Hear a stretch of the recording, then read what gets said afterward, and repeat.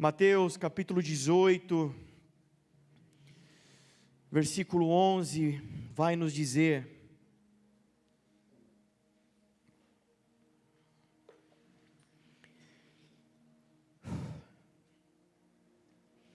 o Filho do Homem veio para salvar o que se havia perdido.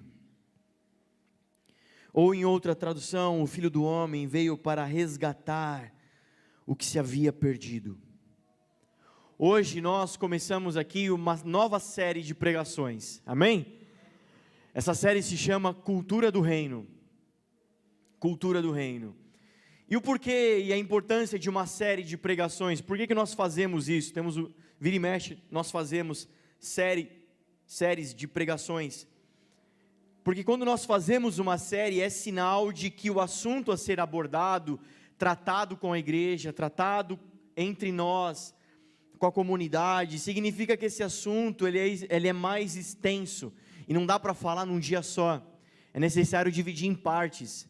Então, por isso uma série, por isso a importância, como toda série, eu sei que vocês adoram maratonar séries no Netflix, né? Graças a Deus, você não é mais noveleiro, agora você é netflixleiro. Nem sei o que eu falei. Deve ser cringer isso.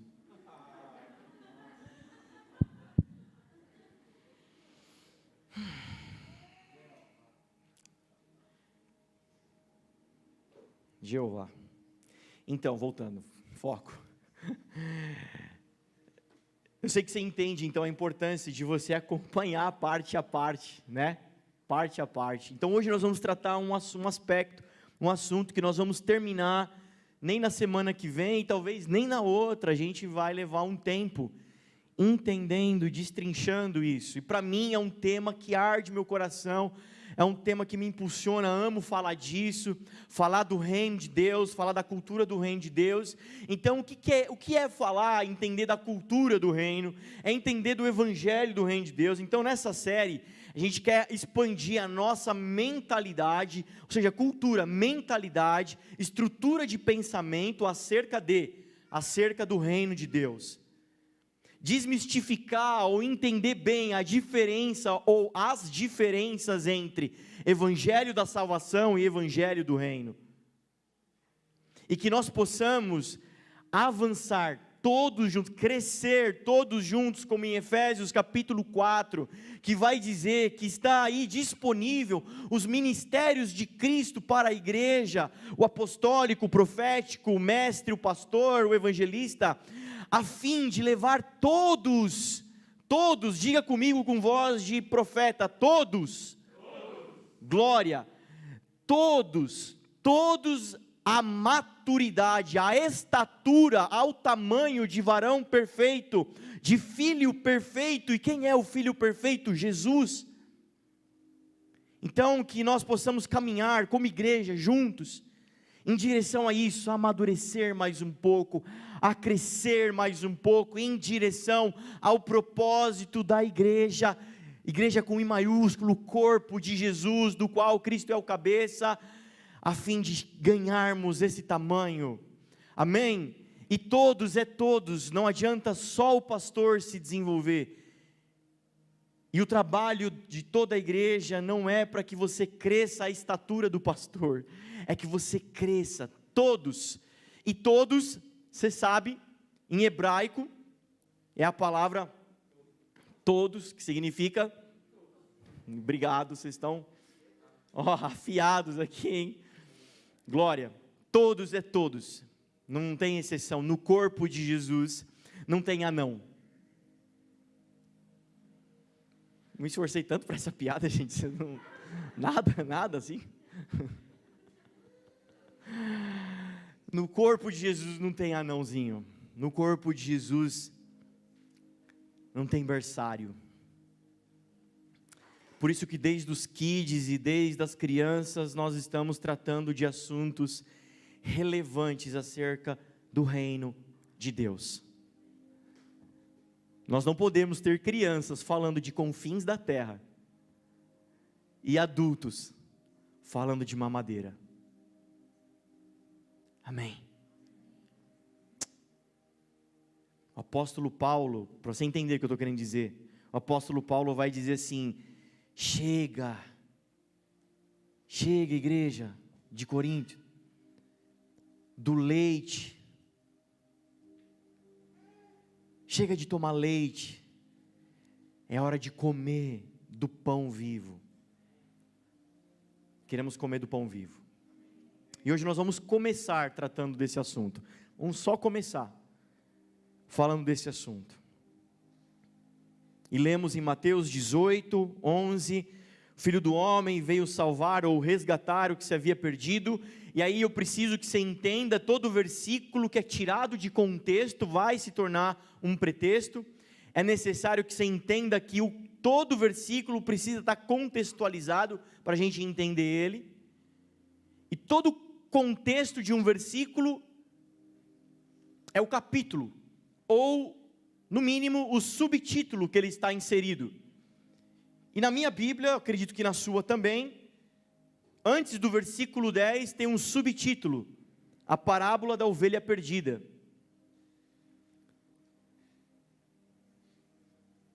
Então o versículo 11 está no contexto do capítulo 18 de Mateus. O contexto do capítulo está dentro do livro. O contexto do livro está dentro do Testamento, o Antigo ou o Novo Testamento. E o contexto do Testamento está dentro da Bíblia. Então, quando nós vamos tratar de Bíblia, tratar da palavra de Deus, nós precisamos estar contextualizado de que ambiente nós estamos falando.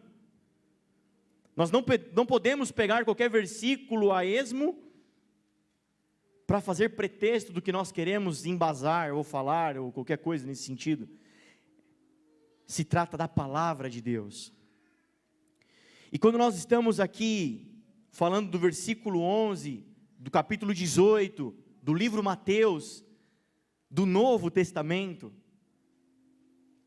e o versículo diz que ele veio salvar o que se havia perdido, e é importante que se entenda, que embora o contexto está falando sim do perdido, se você continuar lendo 12, 13, 14, está dizendo que sim, ele é um bom pastor que larga as 99 ovelhas e vai atrás da uma que se perdeu.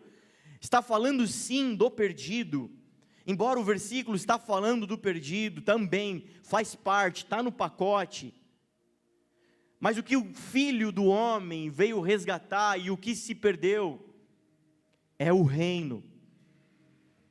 E é isso que Jesus veio resgatar.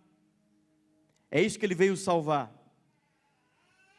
O que dá base para a gente, o que dá contexto para a gente entender que Jesus está falando disso? O livro de Mateus. Toda vez que a gente vê o número 4 na palavra de Deus, o número 4 aponta para Cristo, os aspectos de Cristo, ou a plenitude de Jesus.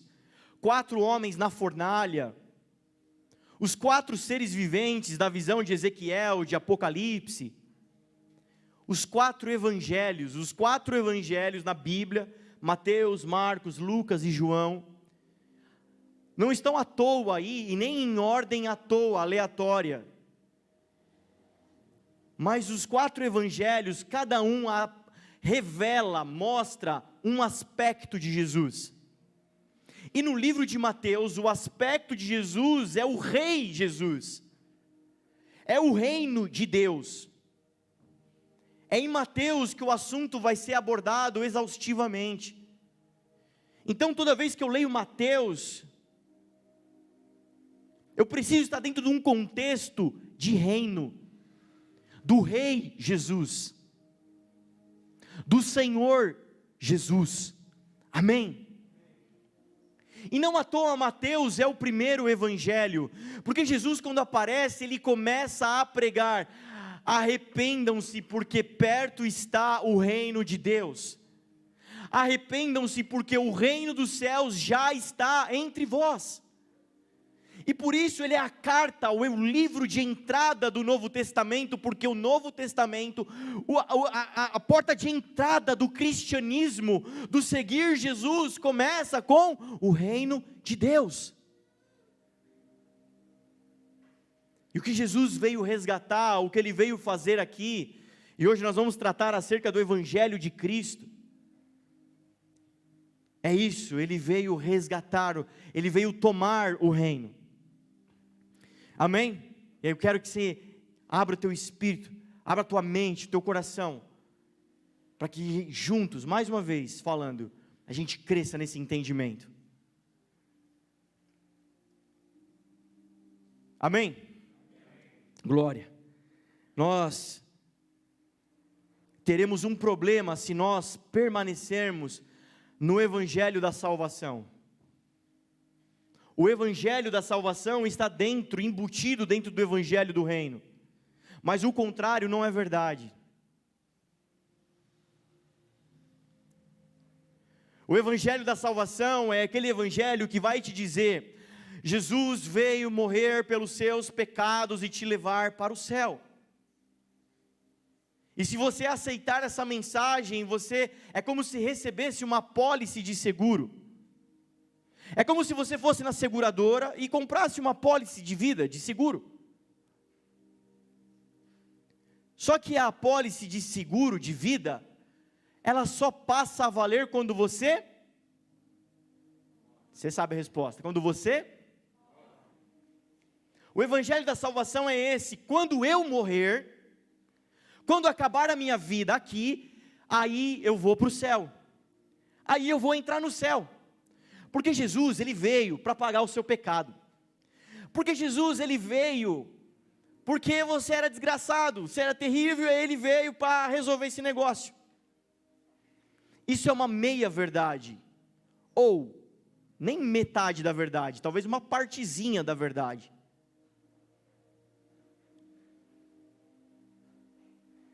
Só que viver esse evangelho da salvação é como ser beijado indo para a morte. É doce, é amoroso, é bondoso, mas não gera vida. É um engano. Pregar isso para você é como se eu estivesse te dando beijos, fazendo juras de amor, enquanto te jogo ponte abaixo, precipício abaixo. Dentro do reino de Deus há salvação, e só dentro do reino de Deus há a graça, o favor de Jesus. Fora do reino não há. Por isso, aqueles que receberam a Cristo, é necessário que entrem para dentro do reino. E é disso que nós estamos tratando. Estou fazendo só uma introdução. É disso que nós estamos resolvendo. É disso que nós estamos amadurecendo. É disso que nós estamos tratando, cantando, ministrando, falando. Já foi ministrado aqui a tarde inteira, agora à noite novamente com canções. O Paulo leu Mateus capítulo 3, Jesus, os céus se abrindo sobre ele, e dali para frente nunca mais você vai ver na palavra de Deus que os céus se fecharam novamente. Os céus permanecem abertos até hoje sobre nós. E mais para frente em Atos você vai ver um homem cheio do Espírito Santo, no pior momento da sua vida, e ele vai dizer: eis que vejo céus abertos. O diácono Estevão, enquanto é apedrejado, eis que vejo céus abertos. O que é que nós estamos enxergando? O que é que nós estamos vendo nos melhores momentos da nossa vida? Um homem cheio do Espírito Santo, no pior momento da sua vida, vê céu aberto. Imagina nós. Deixa eu te falar, o céu em Mateus capítulo 3 não se abriu, porque houve a extinção do pecado na terra, e por isso ele se abriu. Da mesma forma, querido, não há pecado no mundo que possa fechar os céus novamente. Isso é uma boa notícia para mim e para você essa noite. Não há erro no mundo, não há pecado no mundo, não depende de mim, não depende de você, os céus estão abertos nesse momento. Enquanto estamos aqui, o céu está aberto.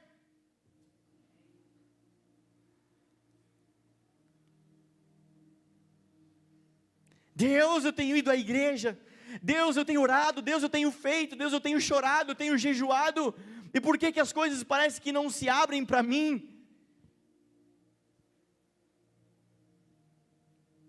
Que o Senhor nos livre dessa mentalidade, amém? E a gente entenda que o reino dos céus já está entre nós. Lucas capítulo 4, verso 5.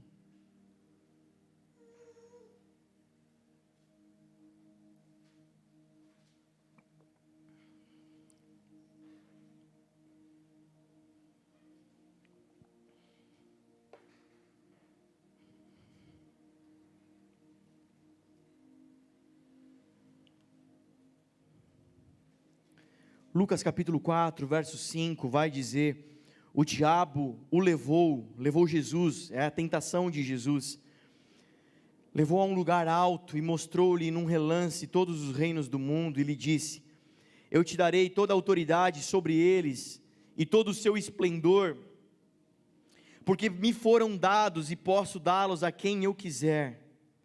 Então, se me adorares, tudo será teu. E Jesus respondeu: está escrito, adore o Senhor, o seu Deus, e só a Ele preste culto. A passagem da tentação de Jesus, e Jesus é levado por Satanás até um lugar alto, de onde ele consegue enxergar todos os reinos do mundo. E não há lugar tão alto na terra que a gente consiga enxergar tudo isso de uma vez.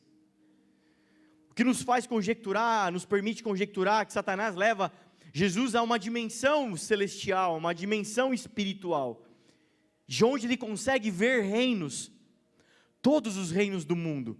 Entenda, reino não quer dizer países, reino aponta para influência. E Satanás está dizendo: todas as influências são minhas, e eu posso te dar tudo isso se você se prostrar e me adorar. E aqui é o momento que a gente faz aquele parênteses, para nós mais uma vez entendermos, que o princípio de trocar adoração por coisas é satânico, é diabólico.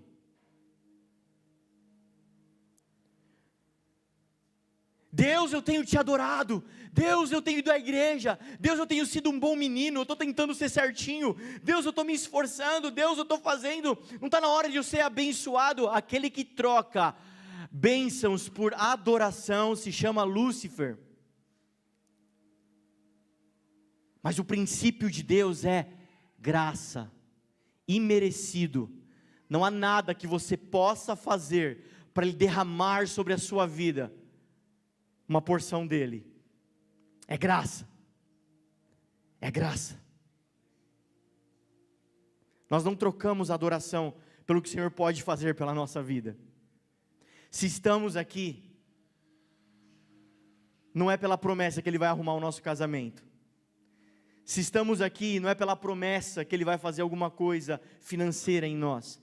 Não é pela promessa que Ele vai arrumar os nossos problemas. Não é por nenhuma outra troca e nenhuma outra promessa. Se estamos aqui é porque o amamos.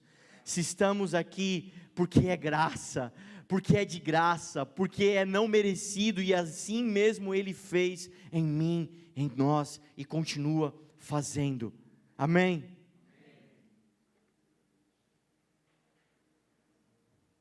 Fecha parênteses. E Lúcifer está dizendo: eu posso te dar isso. Por que ele pode dar isso? Porque foi entregue para ele. E quem entregou isso, essas influências? Quem entregou esse reino para Lúcifer, para Satanás? Adão e Eva, no jardim, quando pecam, quando caem. Então o pecado, o problema, é estar debaixo do governo, da influência de quem? Enquanto que eles estavam no jardim, estavam sob o governo e a influência dos céus, de Deus sobre a vida deles. Quando eles fazem isso, eles passam agora a estar sobre o governo e a influência do pecado, das trevas, do mal. E Lúcifer está dizendo a Jesus: eu posso te dar isso, é meu. A influência e o governo do mundo foi me dado, eu posso te dar. E veja que Jesus não fica debatendo com Lúcifer. Jesus não desmente Satanás, fala: não, é mentira, mentiroso, sorrateiro. Nada disso. Jesus apenas responde o que tinha que responder. Porque ele sabe que o Filho do Homem veio para salvar, para resgatar o que se tinha perdido. Eu vou tomar, mas não vai ser da sua mão. Vai ser de outra maneira. Amém? Vocês estão comigo?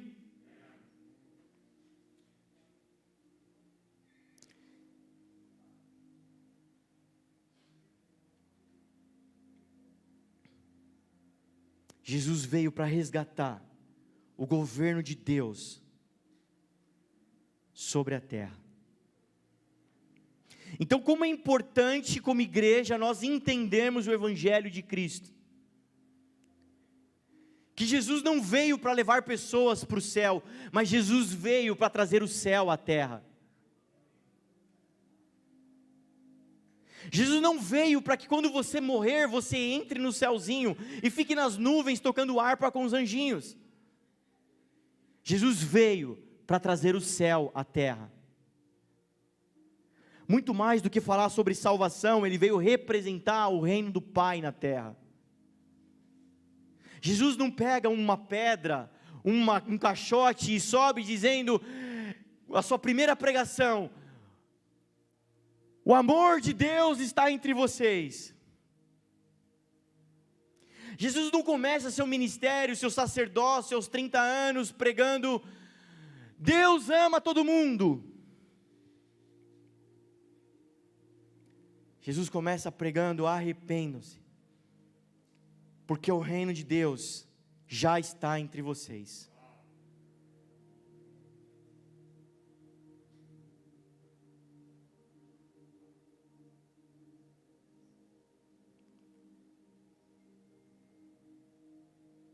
Só se rende ao amor de Deus aquele que primeiro se rendeu ao reino de Deus.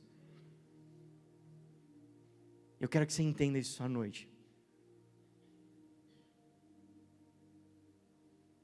Eu quero que você entenda mais profundamente um pouquinho da característica dessa casa, desse lugar espiritual.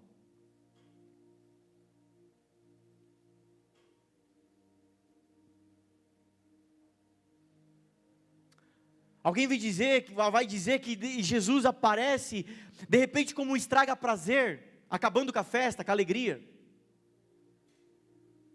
Arrependam-se.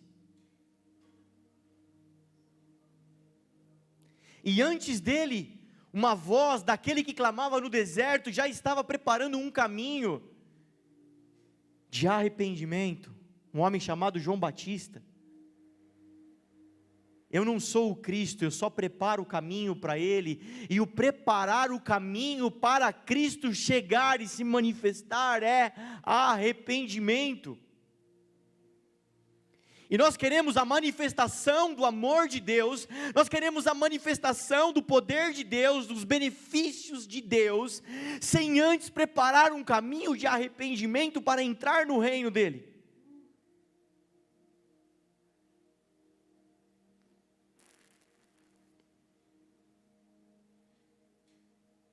Só se rende ao amor de Deus quem primeiro se rendeu ao reino de Deus. Mas como eu dizia, alguém vai dizer, Jesus aparece como um estraga-prazer, querendo acabar com a festa. Mas acontece que Jesus primeiro começa a pregar, arrependam-se.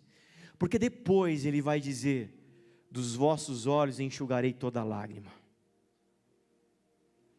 Depois ele vai dizer, eis que estarei convosco todos os dias até a consumação dos séculos. Primeiro ele começa dizendo, arrependam-se e entrem no reino. Porque depois ele vai dizer, vinde benditos de meu Pai.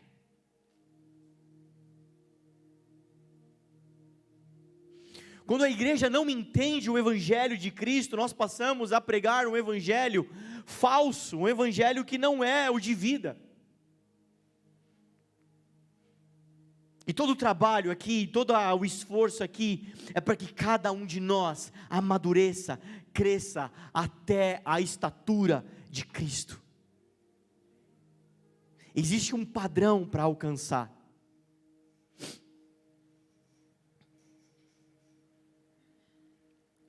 Se você fosse budista, você teria um nirvana para alcançar.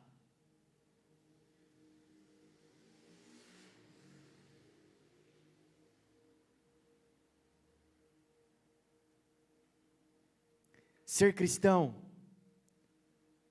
não é ficar esperando a hora de ir para o céu. Ser cristão é entrar para dentro do reino de Deus. E Jesus, mais uma vez, não veio simplesmente para pagar os seus pecados para você ir para o céu. Ele pagou um preço alto, não só para as pessoas irem para o céu, mas Ele pagou um preço alto, para que a vontade dEle seja feita na terra, como é no céu. Ele pagou um preço muito alto, para que a realidade do céu, venha a ser uma realidade na terra. Amém?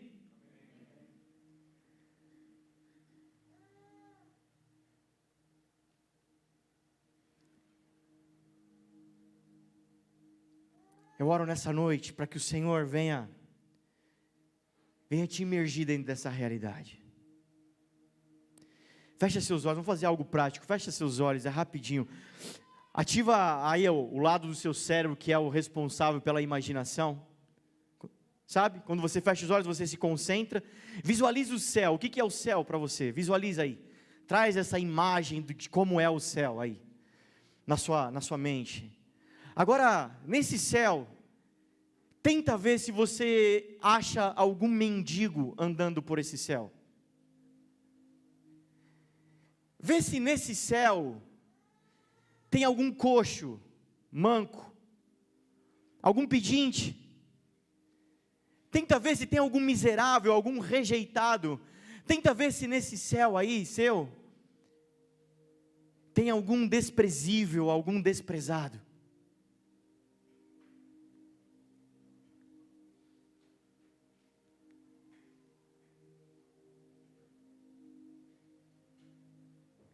Olha para mim aqui.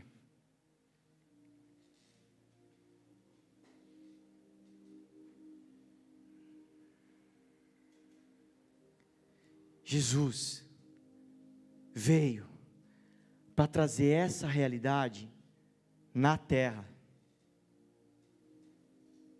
E pessoas hoje já estão entrando no reino dos céus.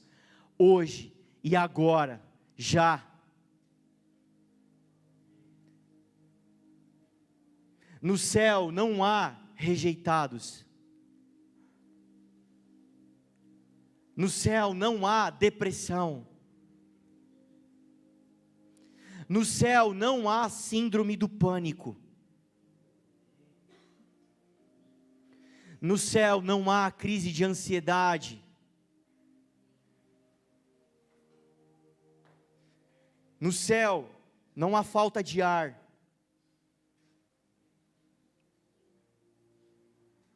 Feche seus olhos, os céus já estão entre nós. O reino dos céus já está entre nós. No céu só tem curados, no céu não tem doentes.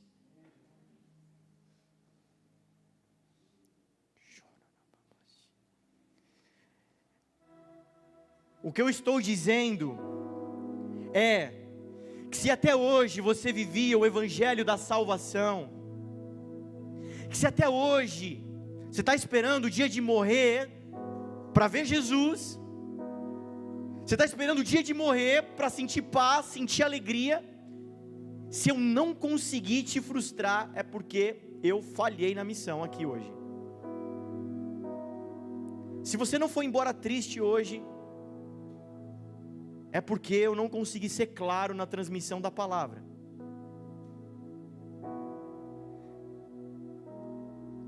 Se você é essa pessoa que está esperando o dia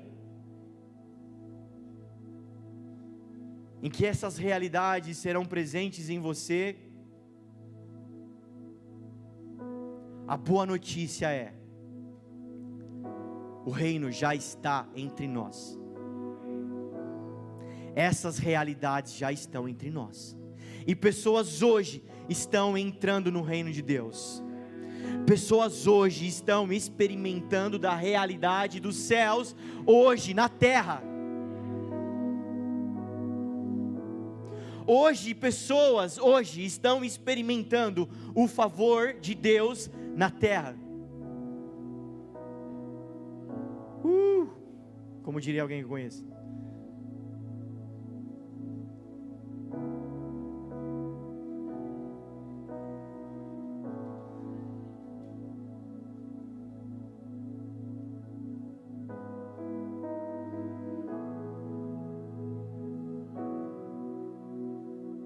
Um dia me levaram numa casa, era por volta de, eu me lembro bem, era dia 1 de janeiro, primeiro dia do ano, e naquela noite,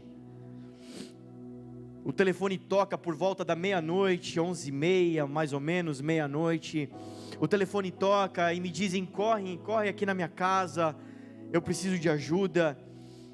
E saí eu, minha esposa, a Dani, a minha mãe, nós saímos em direção àquela casa. Em alguns minutos nós estávamos lá. Aquela mãe estava esperando na portaria do prédio, aflita. Quando nos viu, ela me puxou pela mão, entrei no elevador e subimos apressadamente, entramos no apartamento apressadamente, e ela me levou até a porta de um quarto do apartamento, com a luz apagada, e diz: entra lá, minha filha está lá, ora por ela. Alguma coisa aconteceu. E me jogou lá para dentro daquele quarto escuro, com alguém deitado na cama. Vai você, ora aí.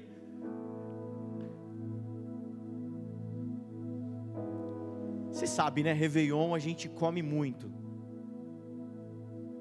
Dia 1º então é o dia da ressaca, de tanto comer no Réveillon. Réveillon, você sabe, se dorme tarde, né? No outro dia, aquele dia de nhaca, né? Aquele dia que você está de folga, distraído. E de repente, de um minuto para o outro, eu me vi num cenário, na casa dos meus pais, comemorando o dia 1º do ano. E num minuto para o outro, em questão de 10 minutos, eu estava num quarto escuro, com uma menina deitada na cama. E alguém dizendo: ora por ela. Eu me aproximei daquela cama, chamei ela pelo nome, e ela, como morta, não reagia, não esboçava reação. O que ela tem? Não sei. E comecei a orar por ela. Orar, você também oraria alguma coisa? Mas sabe o que eu aprendi ao longo dos anos? Que esse daqui é miséria, esse daqui não tem nada. Mas quando o céu invade a terra, eu comecei a orar como você oraria, e nada, aquela pessoa como morta na cama sem reagir. Por mais que eu chacoalhasse ela não reagia, não acordava, não me respondia. Então eu comecei a dizer: Deus, o teu reino já está entre nós, venha teu reino aqui. Por mais escuro que estivesse aquele quarto, quando o reino chega, é uma explosão de luz.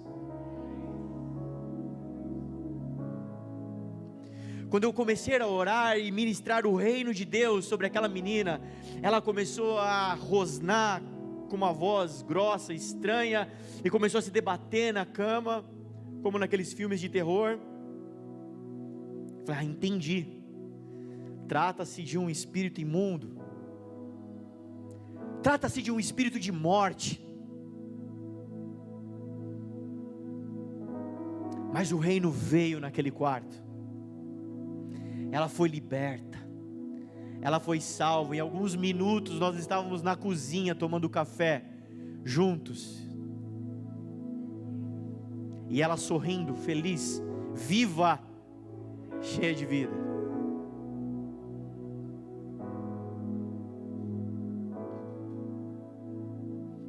Eu poderia dizer para ela: você quer aceitar Jesus? Você quer ir para o céu, ser salva?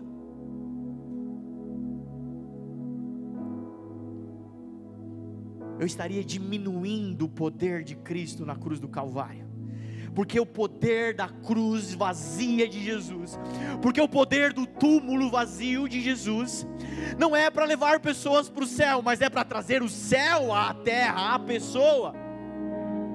O que você precisa entender é que hoje pessoas estão entrando no reino de Deus e experimentando dessas realidades.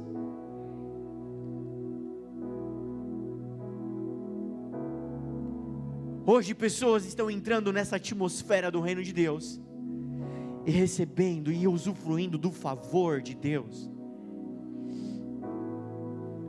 Eu fiquei sabendo aqui que, não sei se semana passada ou alguns dias atrás, alguém com pedra no rim recebeu uma oração e expeliu a pedra. Amém? Houve um amém? Pode contar outra ou não?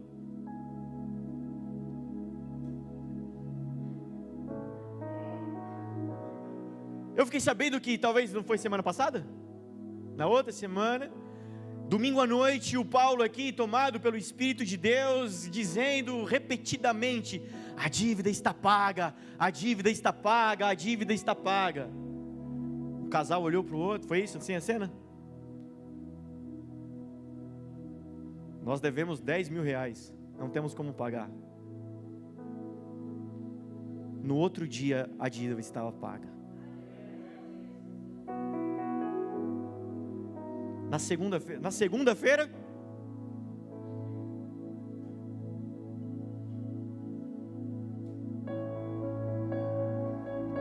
hoje tem pessoas entrando no reino de Deus, ouvindo a voz de Deus, recebendo o favor de Deus. Hoje,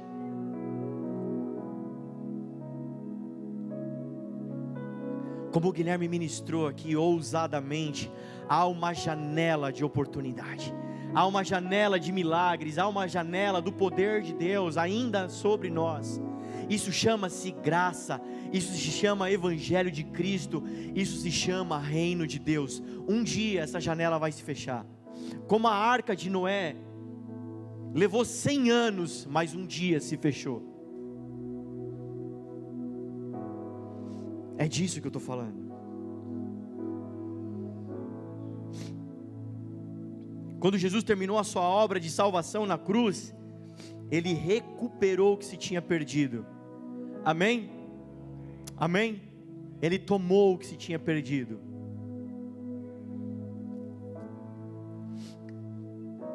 Imagina aqui, ó.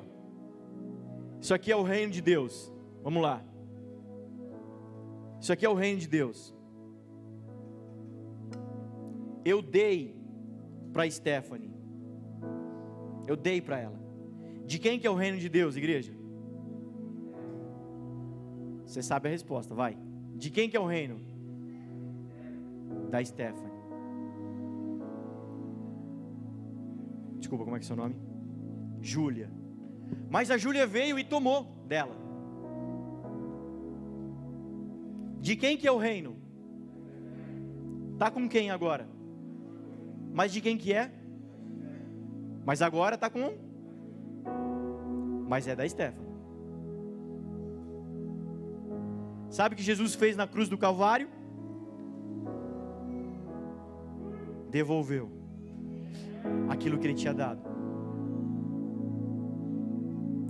Lá no Éden, lá no jardim, com a queda do homem, foi nos tirado o governo. Você entendeu que reino é influência, é governo.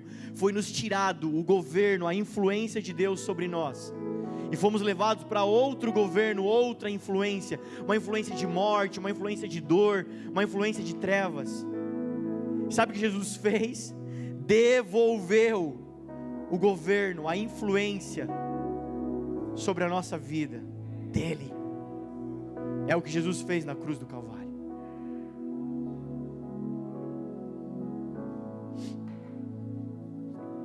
Então nós, como igreja, fomos chamados para efetivar essa conquista.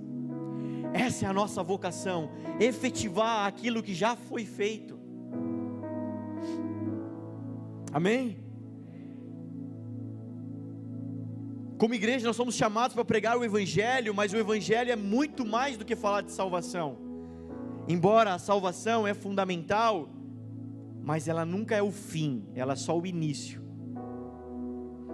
de algo maior, que é Ele próprio. Amém, igreja? Já estou encerrando.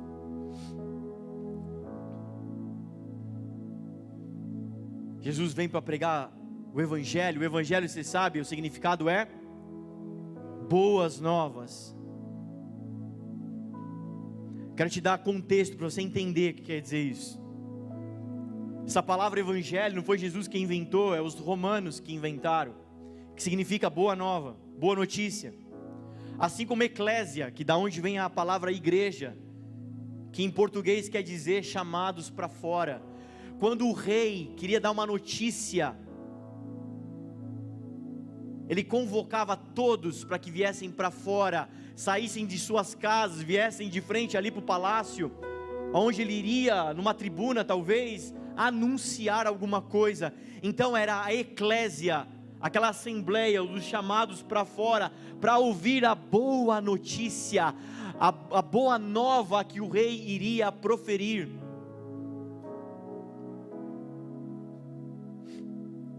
E para te ajudar a entender mais um pouquinho ainda, quero usar o exemplo da história do Império Romano.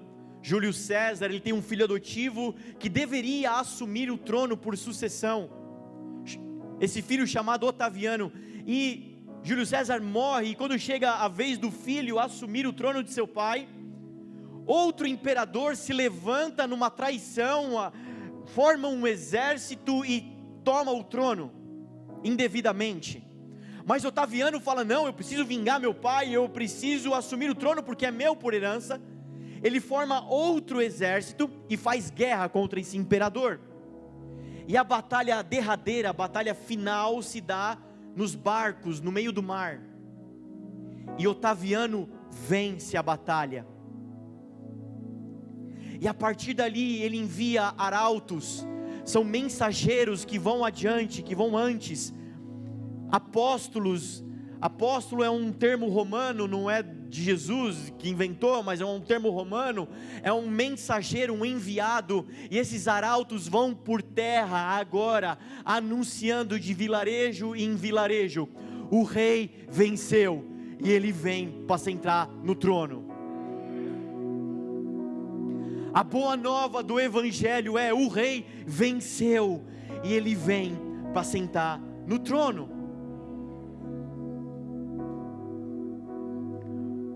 Otaviano já tinha vencido a batalha no mar, longe, mas ele estava vindo para efetivar, para sentar no trono.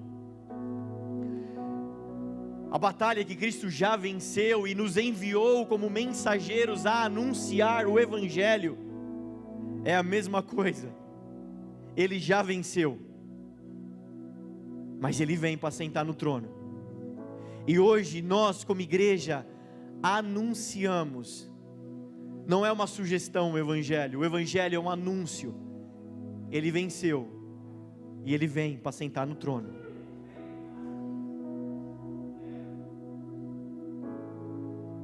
A palavra de Deus diz que todo joelho se dobrará e toda língua confessará que Jesus Cristo é o Senhor. Você querendo ou não querendo, Ele vem para sentar no trono.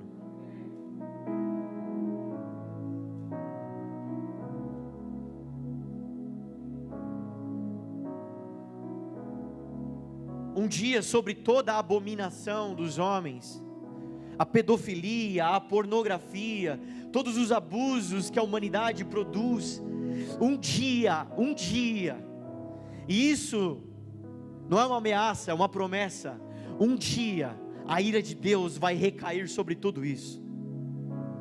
E hoje é tempo de anunciar: arrependam-se, porque o reino já está aqui, já começou, mas Ele está vindo para sentar no trono. E quando Ele vier para sentar no trono, Ele vai colocar por debaixo dos seus pés todo o inimigo. E eu quero estar do lado certo.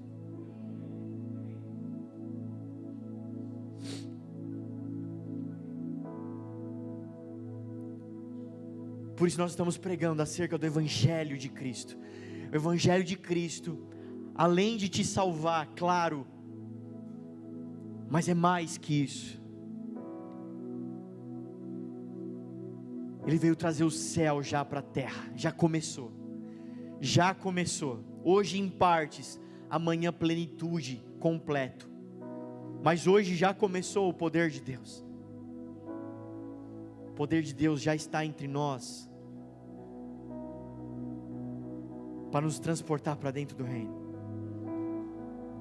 Vamos lá, igreja, vocês podem compreender isso?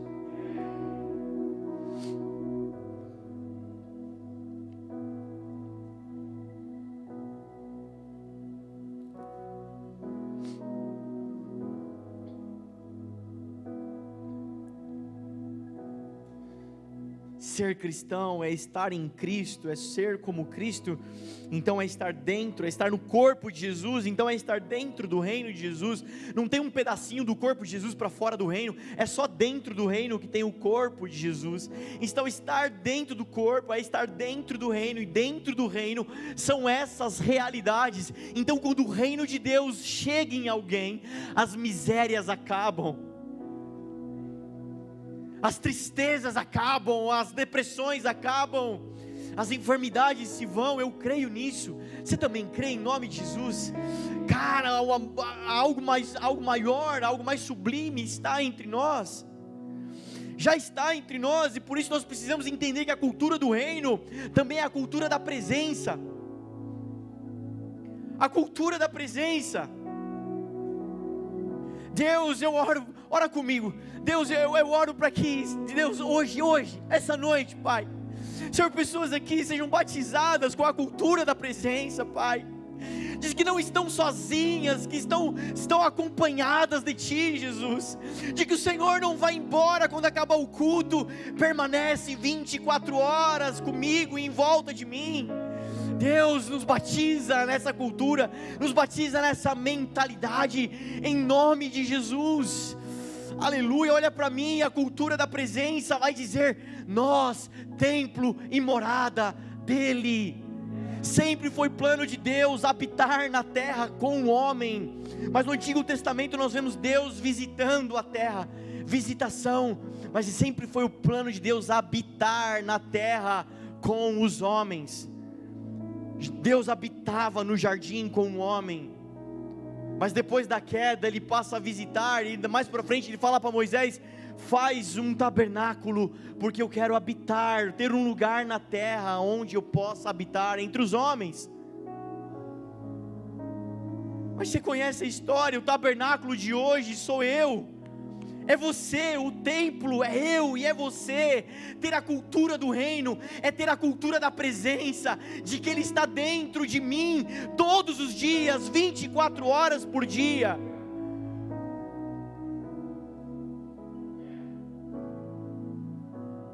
De que se eu tenho a Ele, e tenho depressão, e tenho outros senhores, outras coisas, é algo que precisa ser impactado, que precisa ser arrumado. Mas pastor, então um cristão não pode ter enfermidades? O cristão não pode passar por problemas? Sim, ele passa, ele não mora nesse lugar.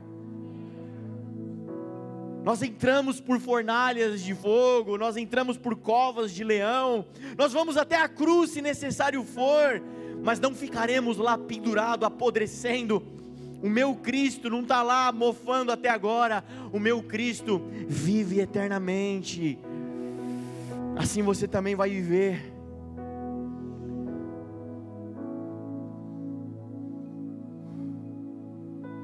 A cultura da presença Porque Ele não veio mais visitar a terra, agora Ele veio morar na terra. Uma igreja que carrega a cultura do reino, a mentalidade do reino, a mentalidade, a cultura da presença. Entende? Ele vai dizer assim, ó, se 2 ou mais dessa igreja concordarem na terra, ligar na terra, terá sido ligado no céu. Se desligarem na terra, terá sido desligado no céu. Isso significa intercessão, intersecção, estar entre. Existe algo hoje entre céu e terra, chama-se igreja.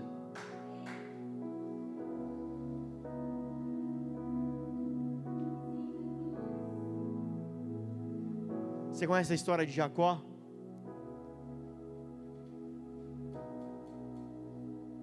Jacó era o Lázaro daqueles dias lá, fugindo, mata dentro.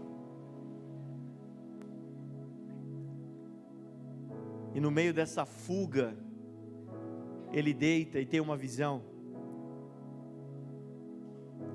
E ele vê uma escada que liga a terra ao céu e anjos subindo e descendo nessa escada.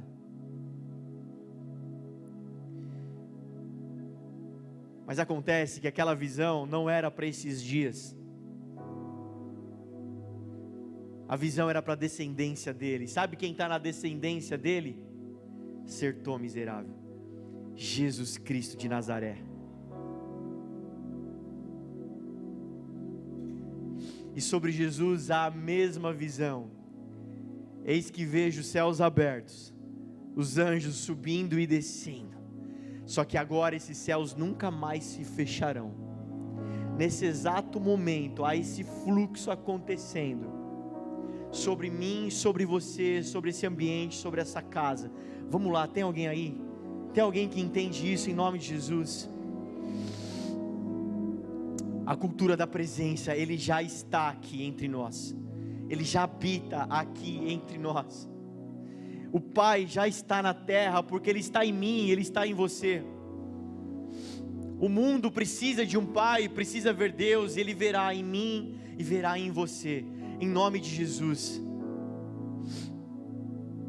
Em nome de Jesus. Você pode ficar de pé no seu lugar?